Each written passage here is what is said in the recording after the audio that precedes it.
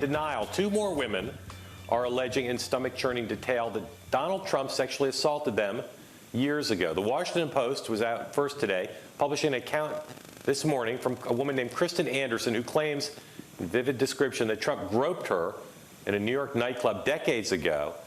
She explained her decision to come forward after the Access Hollywood video emerged. I was just like, wow. That explains it. That explains what happened to me. In the early 90s, I was in New York City, and I was at a club with my friends. I'm very clear on this. This is the vivid part for me. So the person on my right, who, unbeknownst to me at that time, was Donald Trump, put their hand up my skirt. He did touch my vagina through my underwear. Absolutely. And as I pushed the hand away and I got up and I turned around and I see these eyebrows, very distinct eyebrows of Donald Trump. And I got up and I moved and I continued to talk with my friends. And they said, oh, that's Donald Trump. I was like, ew, he's gross. He just put his hand up my skirt. That's not okay. And we all sort of brushed it off and moved on. After that, this afternoon, another woman named Summer Zervos, who was a contestant on Donald Trump's program, The Apprentice, held a press conference along with her very high-profile attorney, Gloria Allred. She said Trump made sexually aggressive advances on her at a Beverly Hills hotel in 2007. Here's how she recalled the encounter, when at one point she says Trump started kissing her without her consent. I pushed his chest to put space between us, and I said, come on, man, get real. He repeated my words back to me.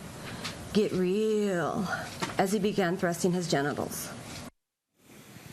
Trump continues to strongly deny the mounting accusations of predatory behavior leveled against him by an array of women. He did so again today in his now familiar style at a rally in Greensboro, North Carolina. Right now, I am being viciously attacked with lies and smears. It's a phony deal. I have no idea who these women are. Have no idea. When you looked at that horrible woman last night, you said, I don't think so. And Eyewitness has already debunked the People magazine story. She is a liar. She's writing a story. Check out her Facebook page. You'll understand. No witnesses, no backup, no anything else. Somebody makes an accusation that you did something and you weren't there. You never saw this person before. It's a lie, total lie. It's fabrication. Sometimes they do it for fame. Maybe they get money. Who knows? I was with Donald Trump in 1980. I was sitting with him on an airplane. And he went after me on the plane. Yeah, I'm going to go after.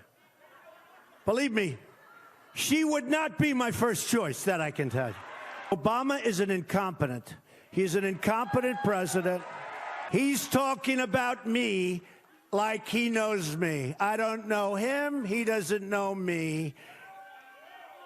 And why doesn't some woman maybe come up and say what they say falsely about me? They could say it about him. Even if there are no new accusers against Trump, this story is not going away anytime soon. A suggestion from Trump's running mate this morning, Mike Pence, said that evidence undermining the allegations would be forthcoming today. None has materialized, and Trump said nothing today backing up any notion that this is a conspiracy against him, that the women are getting paid in any way, or undermining any key aspects of their stories.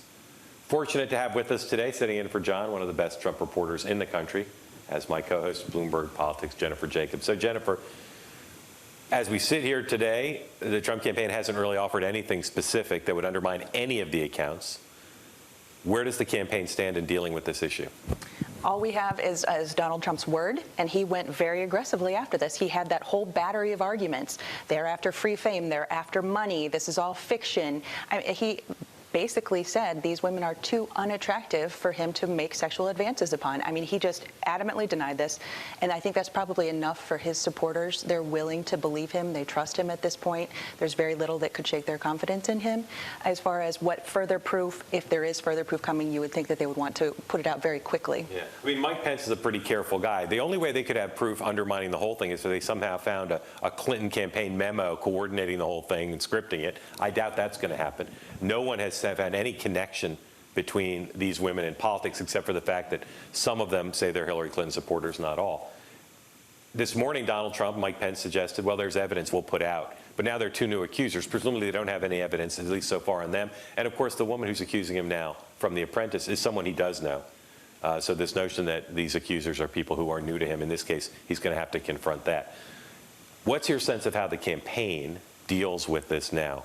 Do they know the facts? Are they trying to get the facts, or simply will parrot when he says this is false, they'll just parrot that?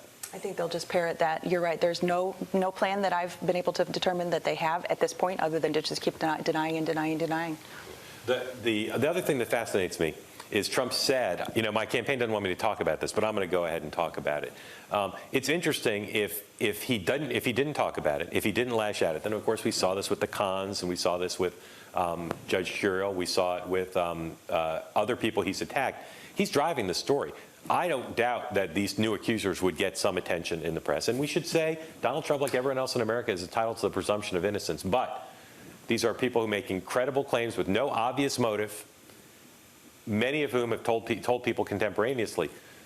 Their accounts would get attention, but they're going to get a whole lot more attention, not just today, but into the weekend, because he's responding.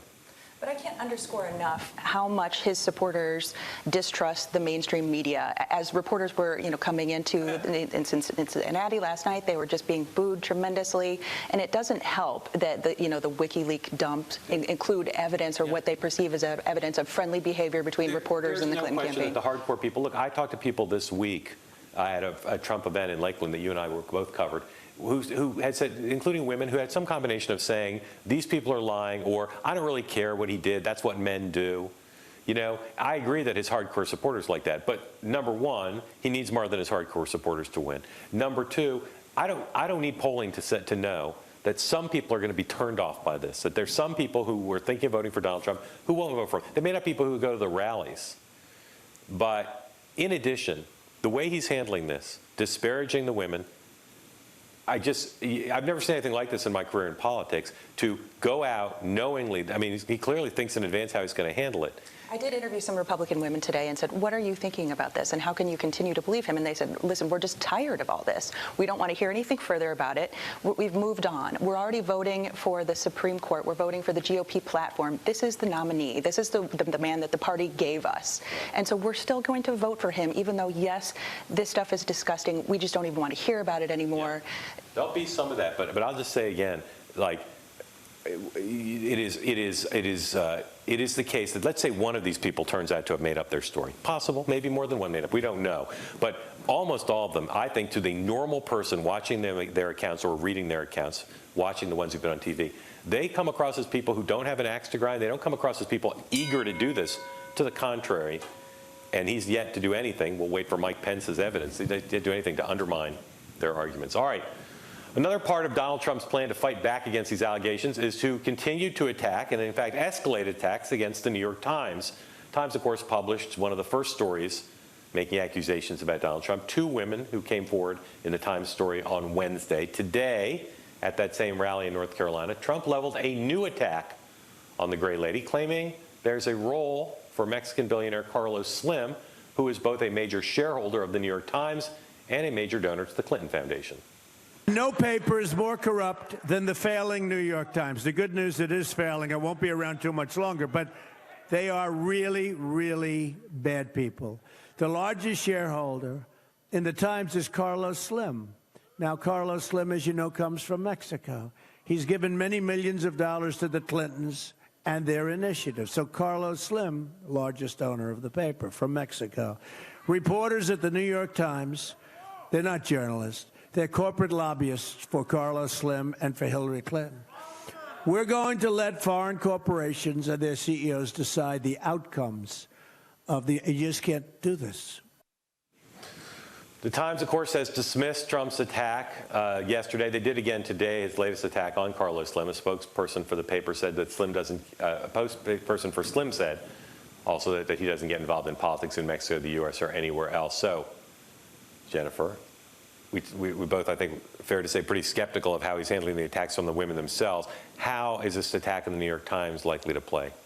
Well, I guess it's probably more surprising that he hasn't brought up this Carlos Slim earlier. It fits in very well into his whole theme about conspiracy theories and people are out to get him. And he has this whole idea. And a dangerous Mexican trying to ruin the United States. Exactly. And he has a lot of cartoon villains or maybe real villains, the banks and international elites and, the Clinton campaign, the media. It fits into his whole narrative of all these people. And he actually brought up today the idea, he revived the rigged election theme. Yep. He is very much trying to deflect, and if he does lose this race, he's going to be blaming so many different people, and it's already beginning. This comes right out of, if not from Steve Bannon himself, this is right out of Breitbart, this notion that big media is part of a major conspiracy, and it's a critique that will rile people up. I mean, there's no better way to rile up people at the rallies and his core supporters going after the New York Times. This argument's at least a little bit safer. There are some things here that could work. It's worked for Republicans in the past. It's safer than attacking the women, as far as I'm concerned.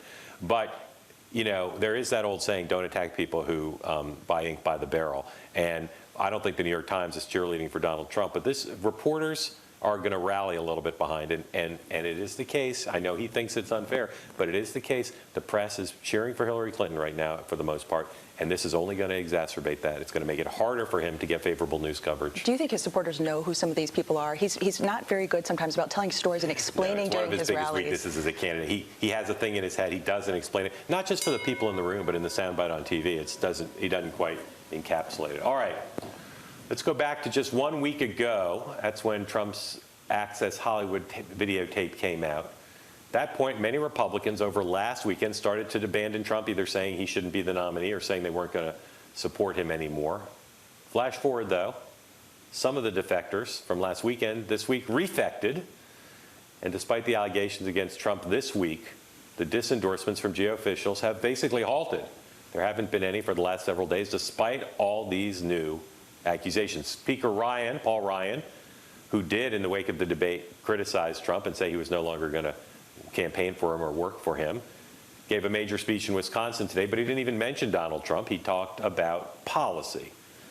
So as the week ends, Jennifer, where does Donald Trump stand vis-a-vis his adopted Republican Party?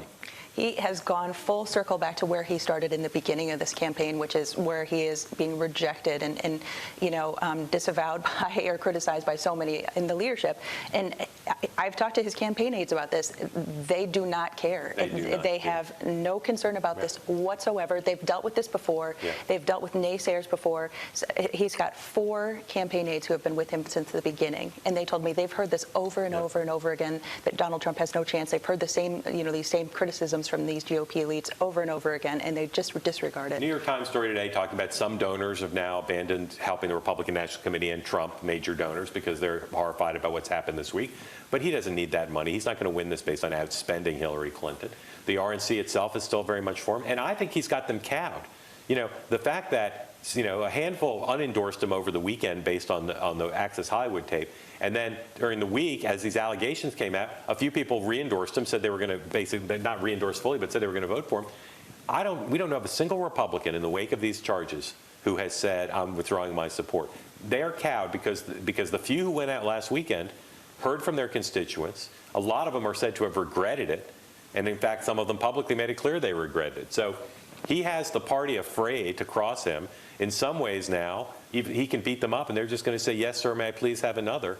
Because he has them cowed that he is still the biggest force in Republican politics. Exactly. And we're not hearing that any major donors have asked for their money back necessarily. Some of these donors hadn't donated for at least an election cycle. But we're not hearing that anyone is saying, this has disgusted us. However, the Trump campaign aides I've talked to have said we're waiting to see how these next few weeks play out, whether that will start affecting the money and start drawing it up. Yeah. I don't think anybody knows how the latest allegations are going to play, but it is going to continue. All right, taking a break now. When we come back, Hillary Clinton is warning voters not to take Donald Trump's bad week to mean this race is over. We're going to talk about what's going on with her campaign and more after these words from our sponsors.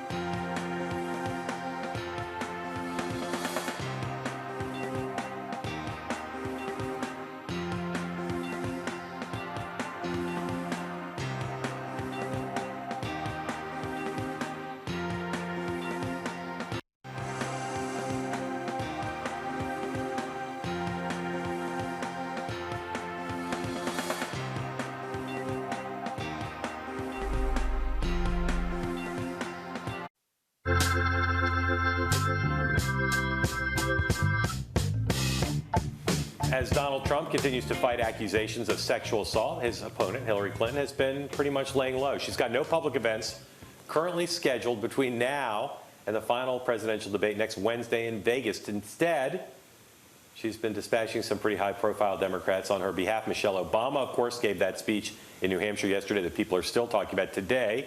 President Obama took the main stage in Cleveland, Ohio, where he took on Donald Trump pretty directly. Hillary Clinton did one interview today. It was not with a journalist, but with Ellen DeGeneres. In that, Clinton encouraged voters not to count Trump down and out.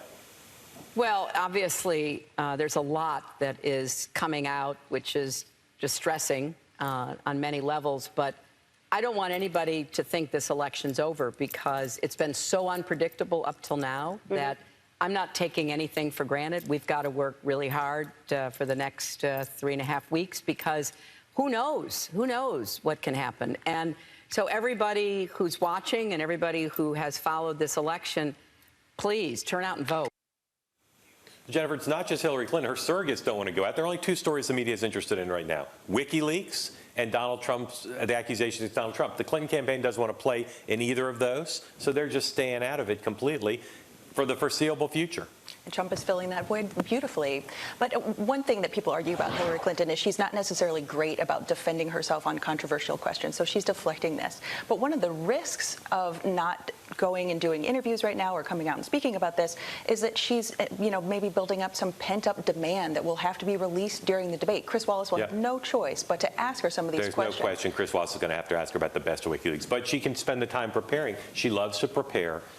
She doesn't need to be on the trail now. The Obamas have done incredible jobs as surrogates for the last 2 days. This allows her to basically raise money. She's at the very end of her fundraising for this campaign, and to prepare for the debate and not have to worry about doing big rallies that, are strain on the schedule and tire her out. They're going to stay out of this. You're not going to see a lot of Clinton surrogates out and about. They're happy to leave the field right now to Donald J. Trump. All right, coming up, we're going to talk to the lawyer of one woman who's accused Donald Trump of harassment. It happened 2 decades ago, allegedly. We'll be right back.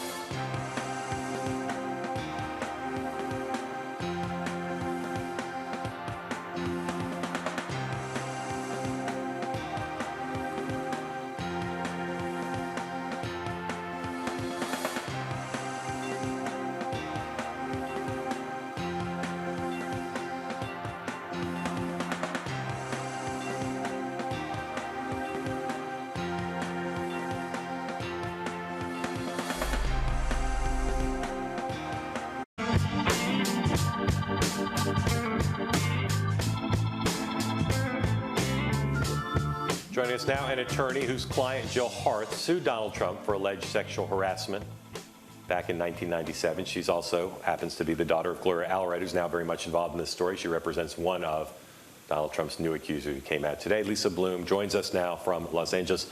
Thank you for joining us. I'm wondering how you feel about the way Donald Trump is handling these allegations and the way he's speaking about the woman, and whether you know if your client has a thought about that. Well, my client, Jill Harth, was the bravest one of all because she was the first one to come out using her face and her name 3 months ago, and the mainstream media essentially ignored the story. I wrote a piece on the Huffington Post that went viral.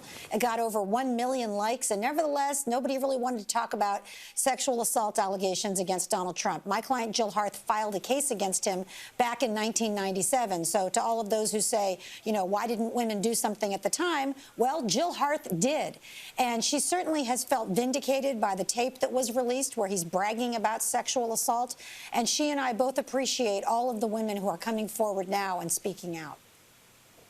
Lisa, one of the factors in all these cases is people are going to look at it and say, you know, are there mitigating things that might undermine their story? Your client, after the alleged events, went on to date Donald Trump. Is that kind of factor, do you think, something that Donald Trump could point to, not just in your client's case, but in the case of these other women? In other words, other factors that he could say, look, this undermines their story? Well, this is a story that spans 24 years, and so it's hard to tell in a brief, 3-minute cable news segment. But she was sexually harassed by him, she says, in 1992, 1993. She has a corroborating witness, a man who is now her ex-husband, who recalls it all and who has given us a declaration under oath that she told him about it at the time and that he was present for some of it. He filed a business case against Donald Trump in about 1994. That case dragged on. Jill Harth added her sexual harassment claim in 1997. Donald Trump then came to the bargaining table 3 weeks later and said, oh, I think I want to settle these cases, and settled both of them. A year later, Donald Trump said he wanted to invite them to his home, Mar-a-Lago, let bygones be bygones, bury the hatchet. They were very surprised, but they went. And guess what? Donald Trump behaved very nicely, Jill said. It was very appropriate with her and her husband, said, let's bury the hatchet. She said, great, let's do that. Let's go forward. And then for 19 years, they had a cordial relationship. And that's the way it was. She says, I'm a Christian and I forgave him. And so, yes, when she and her husband got divorced and Donald Trump invited her up to a party, she went to the party. It was a very, very brief, if you want to call it dating, it was a very, very brief dating thing. And she said he was very disappointing and not for her. Lisa, talk to us a little bit about statutes of limitation. Would you have any expectation in some of these other cases that the local prosecutors would bring forth charges, and how would that affect Donald Trump if they did? Well, we've learned from the Bill Cosby case, and I represent one of those accusers as well, Janice Dickinson. We've learned that the statutes of limitations are very, very short, and the time that most women come forward is often many years later. So I have another woman that I'm speaking to who's also a Trump accuser. It's also more than 20 years ago, so there's no criminal statute of limitations that's going to help her. There's no civil statute of limitations, and I don't know any accusers, honestly, who want to sue Donald Trump now. They seem to be motivated now to come forward because he said to Anderson Cooper in the last debate that he had not groped anyone. And for many women, that's the breaking point. And they're calling me now and saying, you know what, now it's time for me to speak out. What's the calculus for some of the women who are hesitant to come forward? What would it take to get them to actually come and be public at this point? The catch is fear. Most sexual assault victims are afraid to confront their perpetrator in general. Add to that, we're talking about Donald Trump, an extremely wealthy, powerful man who lashes out at people who speak out against him at his rallies. He's got millions of followers, some of whom who have been violent to those who opposed him. People don't want to be in the media glare. They're not like you and me who are comfortable talking on camera. They just want to live their lives. So, I spend many hours and hours talking to women, and I have over the last week, who are really scared. And I have to tell them, yes, these things could happen to you. You'll probably be vilified on social media. Can you handle that? On the other hand, once you walk through the fire, you can feel very empowered. And to all of the victims I've represented in high-profile cases, they stand taller afterwards. They feel very good about speaking their truth. What doesn't kill you makes you stronger. Lisa, I take your point about this being a limited segment. We've got less than 30 seconds to go. Totally appreciate you coming on. I just want to ask you how you feel about the way Trump is fighting back against these allegations. I think it's shameful. He's not addressing any of them. This is a man who confessed on tape. He bragged about sexual assault. Why doesn't he come clean and admit he made some mistakes and apologize to people? Okay. Lisa Bloom, thank you very much. Appreciate it. Thank you. Appreciate having you on. All right, when we come back, we're going to talk more about the latest allegations of Donald Trump, talk to a political strategist who's handled his share of tough situations, and see what he says about how the Trump campaign is handling it and what they might do differently in the coming days. More on that and what's going on the Trump trail right after this.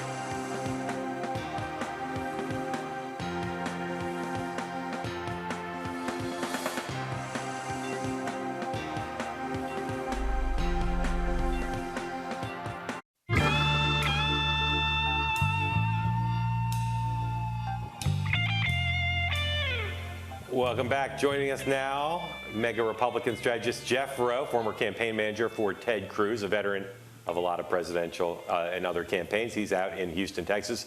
Jeff, welcome. I want to talk about the human aspects of this as well as the sort of the inside politics of it. Say you're the campaign manager for Donald Trump and an accusation comes up and he says, Jeff, this thing's just false. Are you comfortable without knowing whether it's true or false, saying then to your spokespeople and surrogates, everybody go out and say it's false? Or would you want to figure out for yourself whether it was true or false? I would probably pull them into a dark room and have a real serious conversation.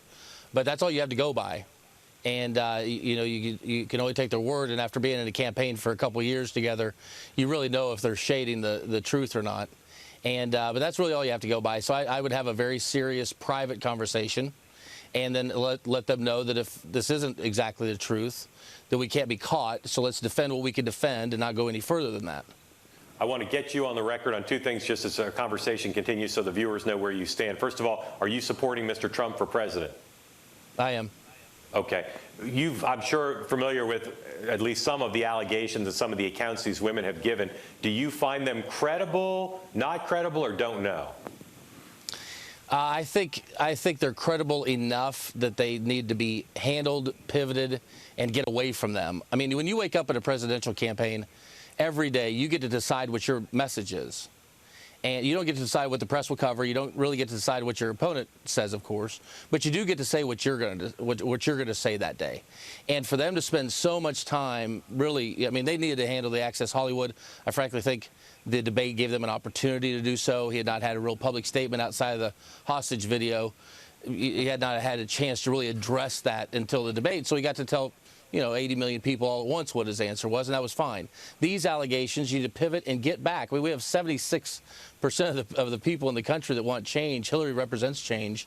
And for them to spend day after day after day, not really them as much as him, the principal, to continue to litigate this in front of millions of people as people are actually voting. I mean, he's a vessel for the party at this point.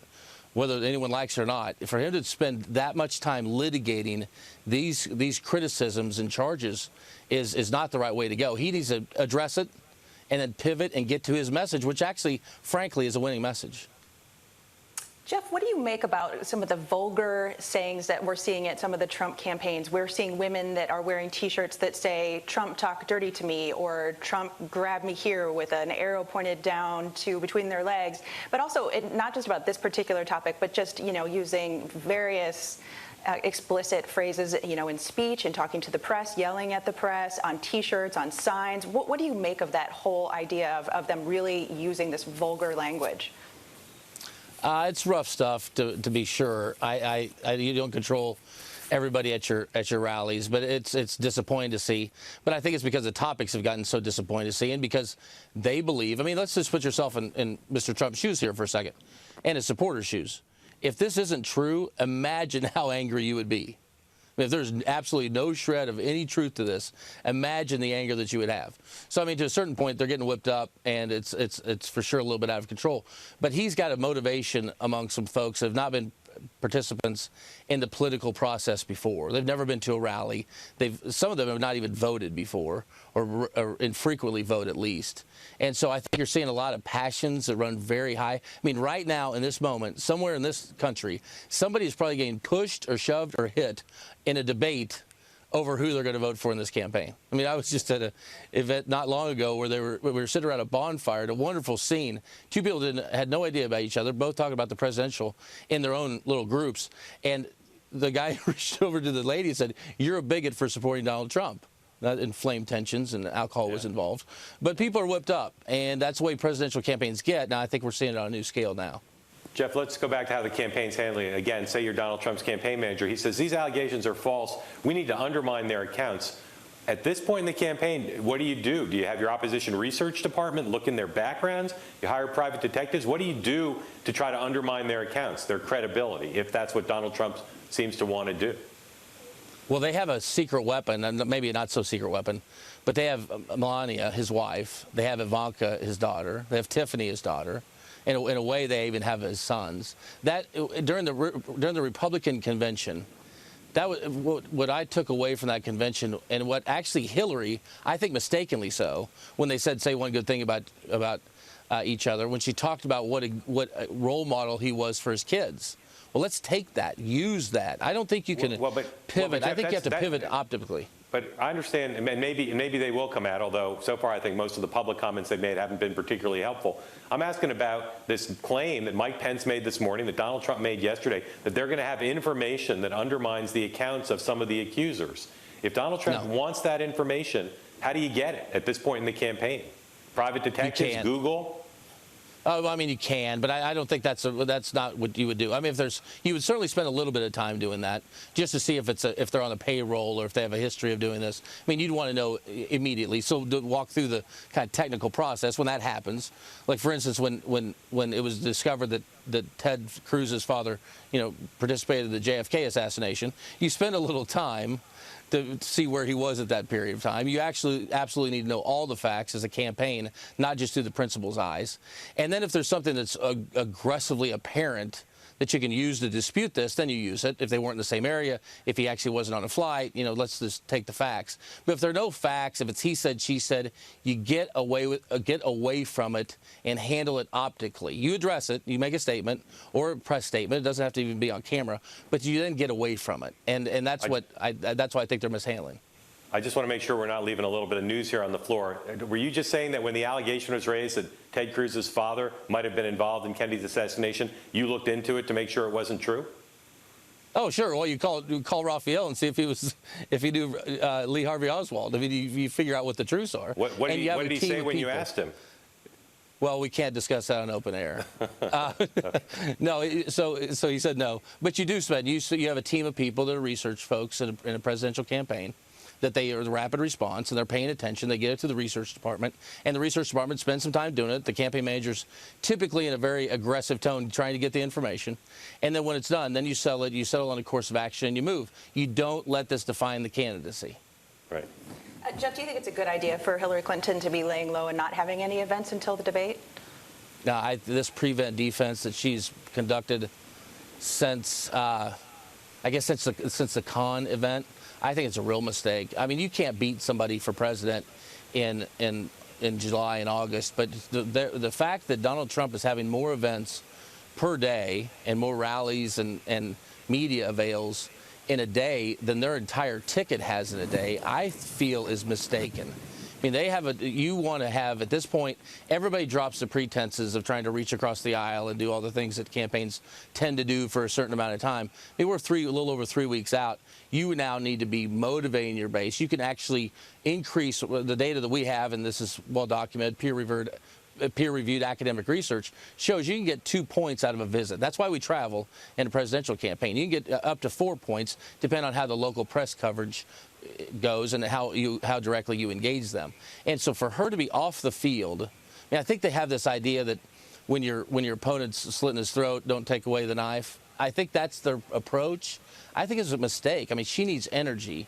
She needs excitement. She needs passion, and they just don't have it. And I don't understand. I mean, I'm happy for it, but I don't understand the prevent defense approach that they've put on for so many months. And I don't know if it's because they don't want to talk about WikiLeaks or they don't have anything to say. There could be those two things. But the way they're conducting the campaign is not a way to put a candidate away in a week that they've just had. She should be everywhere this week pressing the case, not just using surrogates. And Mrs. Obama did a great job yesterday pressing the case, but it needs to be from the candidate. That's a rallying cry for her own voters. Jeff Rowe down in Houston. Jeff, thank you so much for joining us. We'll have you back again soon. Appreciate it. We're going to talk about the Republican Party's chances on the down ballot races in November when we come back right after this.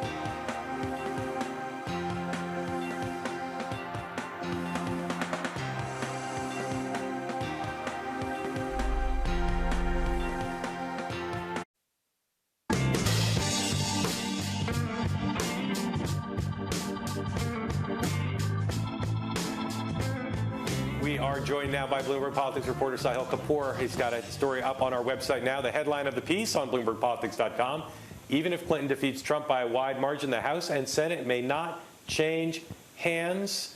A lot of Democrats are trying to argue otherwise, but in fact, if you look at all the polling data and the body language of Democrats, the House is still looks pretty safe, and the Senate's an open question. That's absolutely right. So I think both houses theoretically can be in play if there's a wave that materializes in the final few weeks. And it does happen only in the last week or two, as we know. So it's not clear what's going to happen. But Republicans in the Senate have taken the step of differentiating themselves from Trump, even if they technically are supporting him. They're running on their own profiles, folks like Kelly Ayotte in New Hampshire, Pat Toomey in Pennsylvania. They're not trying to ride on the coattails at the top of the ticket. And that's probably a smart move if you look at it right now. Including not campaigning with him. When he comes to their state, they're busy that day. As a result, they're running well ahead of him, and even someone like Richard Burr is consistently running ahead in North Carolina, even when Trump is a little bit ahead, a little bit behind in the polls. So I think they made the smart calculation. In the House, it's even more complicated for Democrats. Republicans kind of have the deck stacked in their favor because of geographical advantages and redistricting. What Democrats need to do there is very, very tormenting when you think about it. They need to win 190 seats that lean in their direction, according to the Cook Political Report. They need to win all 17 toss-ups, and then they need to win 11 of 12 races that lean Republican. And Republicans are up 10 to 15 points in those. So they'd need something like a miracle to pull that off. A miracle or a wave, which we've seen in the past. Right. That's a lot of trouble for the Democrats. Can the Democrats pull that off? What is their path? Is there any way for them to succeed? Well, I think one thing they need to do is to reduce Trump's margin with hardcore Republicans, and that's a demographic he's doing very well with, because these are dark red districts where Republicans tend to be safe, where there are a lot more Republicans than there are Democrats. And what Trump has done in the last couple of weeks, even as he's been sinking in the polls with other demographics like minorities, millennials, college-educated women, he's doing very well with Republicans. He's up to somewhere 85 to 90%. So I think the path for Democrats involves a wave that cuts into his support not only with these other demographics, but with traditionally Republican-leaning voters. The biggest success story is probably, at least at this point, Rob Portman, the incumbent from Ohio, who is running way ahead of Trump in a state Trump's doing well in. Right. What are the keys? Just take off the keys to why Portman is doing so much better than Trump in Ohio. A money advantage. He's just run a very good campaign. Democrats will admit in Ohio he's run a very good campaign. He's run from the start, not trying to be flashy one way or another in favor of Trump or against Trump, but he's just kind of hunkered down and done done all the right things you do in a mechanical sense in Ohio. And he's up double digits consistently, as much as 17 or 18 points. Sal, thanks very much. Again, his story's on our website, BloombergPolitics.com. Right now, next, things are getting nasty out on the campaign trail for the press when they're with Donald Trump. I've seen it with my own eyes. We're going to talk about with two reporters who go out on the trail right after this.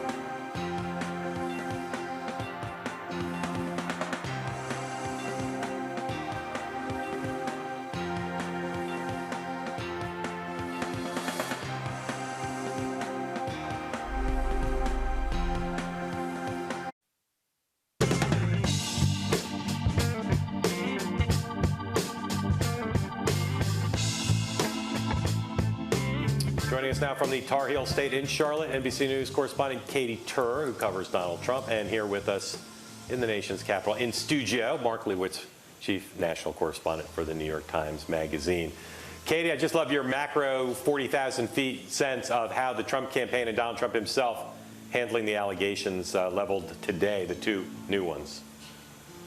Well, he did promise evidence that would dispute these allegations yesterday, and Governor Pence promised that evidence as well this morning. But so far, we have yet to see any concrete evidence that shows that Donald Trump did not do the things that these multiple women now are accusing him of doing.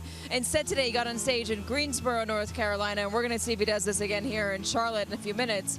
And he basically pointed to a plot against him, I guess you could call it, between the media, the Clintons, and a Mexican billionaire named Carlos Slim, who is a minority shareholder in the New York Times. He called him a majority shareholder. He is not, but he does own quite a bit, a large stake in terms of in comparison to the other shareholders, minus the Sulzberger family. But basically saying that this Mexican billionaire is somehow influencing or what the reporters are reporting on, and suggesting negative headlines against Donald Trump in order to get back at him for something. It's unclear what.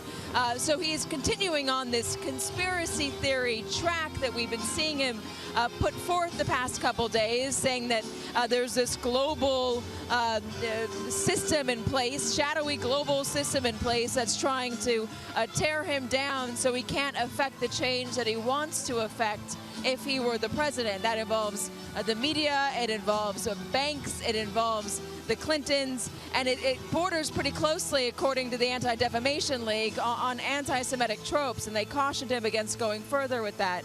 But Donald Trump so far has not offered anything besides that as irrefutable evidence that he's innocent in any of these cases.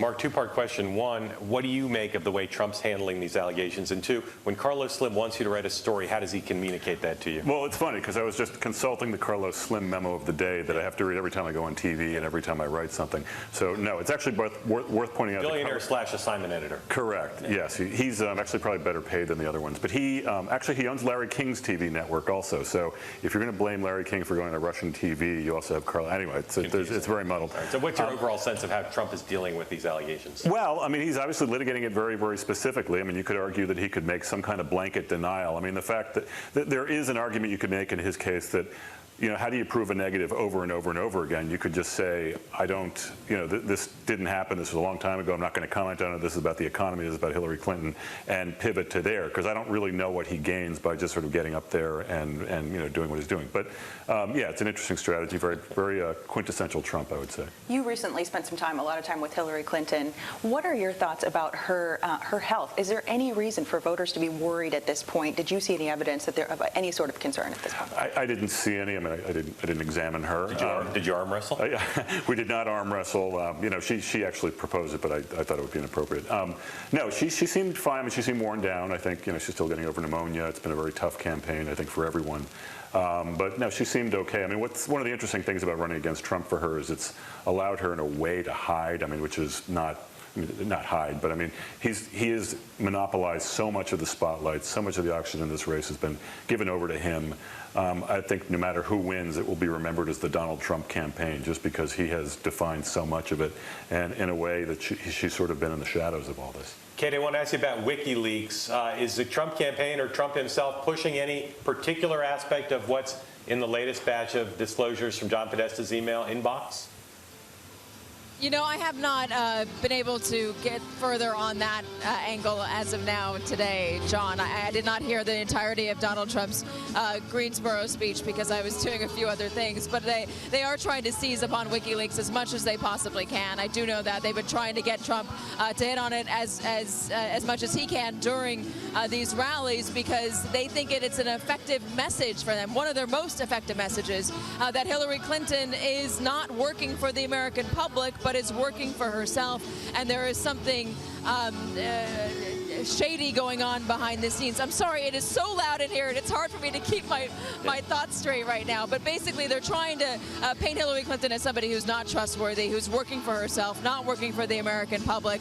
And they're hoping that these emails can prove that she in some way rigged the election so she could take it away from Bernie Sanders, that sort of thing. And so if there is any evidence that comes to light in this WikiLeaks hack, they're going to try to use it as much as they can. The issue is, can they keep their candidate on that message? He is known to go off script quite a bit, go off prompter quite a bit, and he has been pretty dogged down with trying to refute these allegations, going off script to not only deny them, but insult his accusers by saying that he doesn't think that some of them, they don't look like the type of people that he would do that to, I guess, is what he said earlier in Greensboro.